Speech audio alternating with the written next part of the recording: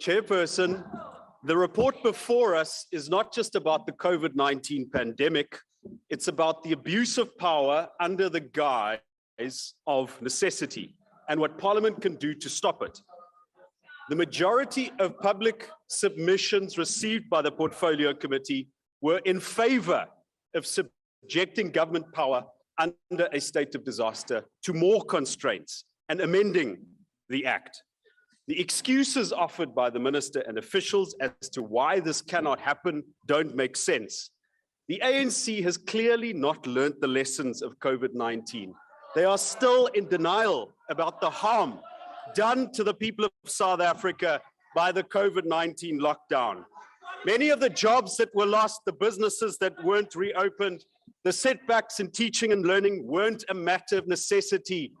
That was because of incompetence of decision makers, because the people in power didn't want to listen or learn, and because they didn't care to explain the decisions to the public.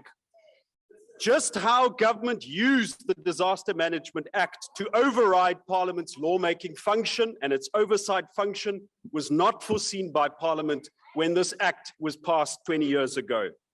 The Disaster Management Amendment Bill is a sincere attempt to fix this defect in our law, and it accords with the DA's case in the Supreme Court of Appeal against Section 27 of the Act. Consider the anomaly in our law, Chairperson, between disasters and emergencies. Both the State of Emergency Act and the Disaster Management Act grant government extraordinary powers, but only the State of Emergency Act puts parliamentary brakes on the abuse of that extraordinary power. Had an emergency been declared in response to COVID-19, then the power of government would have been subject to three important steps. First, the declaration would have been tabled in Parliament. This would have allowed elected representatives of the people in full glare of the public and the media to debate the merits of the COVID-19 lockdown. But by the time that this House debated it for the first time, all of the decisions had already been made. The hardest lockdown was one of the hardest lockdowns in the world. Second, a state of emergency.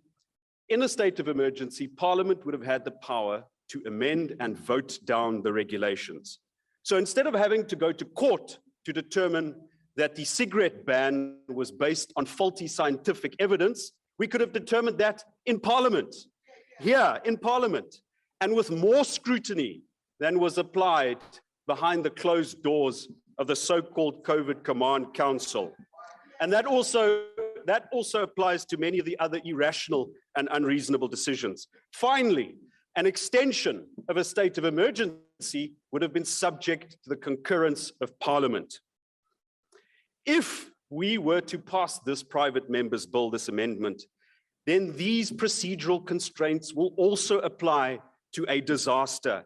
And that is a good thing. We need that.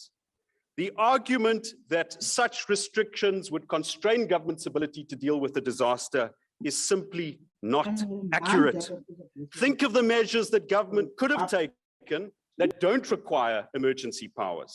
Procuring the COVID vaccine, keeping drunk drivers off the roads by policing and out of the emergency rooms, using PR agencies to convince the public about the efficacy of the vaccine instead of lining the pockets of the health minister. These don't require emergency powers. These don't require extraordinary powers.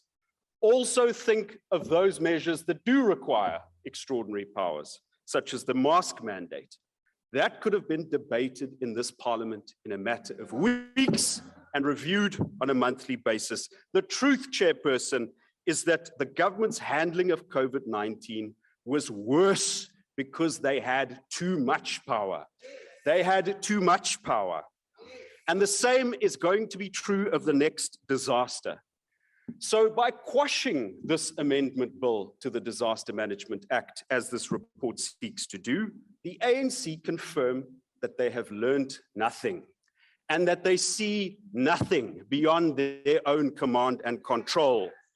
It will now be up to the courts to do what Parliament has failed to do and to bring the law in line with the Constitution.